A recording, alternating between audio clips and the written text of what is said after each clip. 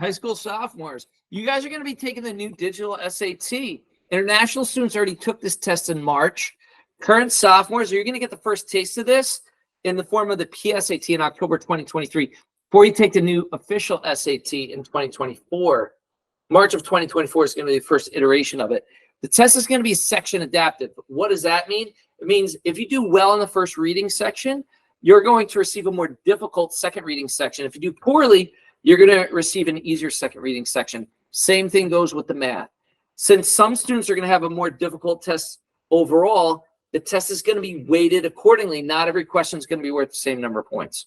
As a result of the format, the assessment is going to be cut from a 3-hour test to a 2-hour test, and it's still going to accurately reflect your ability. There's going to be no more no-calc math section. In fact, you could use Desmos. Longer reading passages are going to be replaced by short passages. They're only going to have one question each, one paragraph each. That allows the College Board to test a wider range of topics. You're going to be able to use your own computer or tablet, or you're going to be provided with one from the test center. Testing's not going to be done at home. You're going to have more test dates and locations to choose from as a result of this digital format. The test is going to be still scored out of 1,600. You're going to receive your score more quickly. Currently, there's a 13-day turnaround for all but the June SAT. Practice tests are now available online. To see sample questions and the video solutions, what you can do is you can visit my YouTube channel. It's Ivy Masters Learning Center on YouTube. Click on the playlists, and there's digital sample questions. There's solutions to a potato version of the SAT, and also some videos on Test 1 linear digital SAT. The College Board is going to make a clean break from the paper format to the digital format, except in the case of a 504 or IEP accommodations. Those are the only situations where the paper and pencil tests are going to continue. We might see current sophomore, you guys, you might flee to the ACT. This is what happened in 2016, the last major overhaul, because students know what to expect from that test. There's a lot more resources.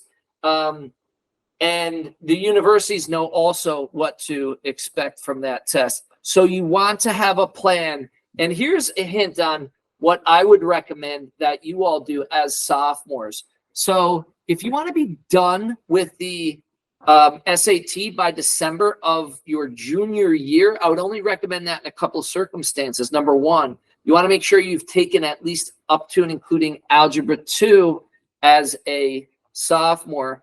And you also want to make sure you have at least a midpoint score, at least a 920 on your PSAT in your sophomore year. If so, then you could take, you've got last Saturday in August, first Saturday in October, first Saturday in November, first Saturday in December, the paper and pencil tests are still going to be given. And then there's also the ACT. What you could do is you could come in and take a mock SAT with us here at Ivy Masters, also mock ACT, see which test is comparably better, prepare for it, and move forward with that test. And then there's also the digital format. So if you do not have Algebra 2, if you have a lower math as a sophomore, or if your score is below 920 in your sophomore PSAT, then I'd recommend you hold off and compare the digital SAT to the ACT and move forward with whatever test is comparably higher. Thanks, guys. I will see you soon.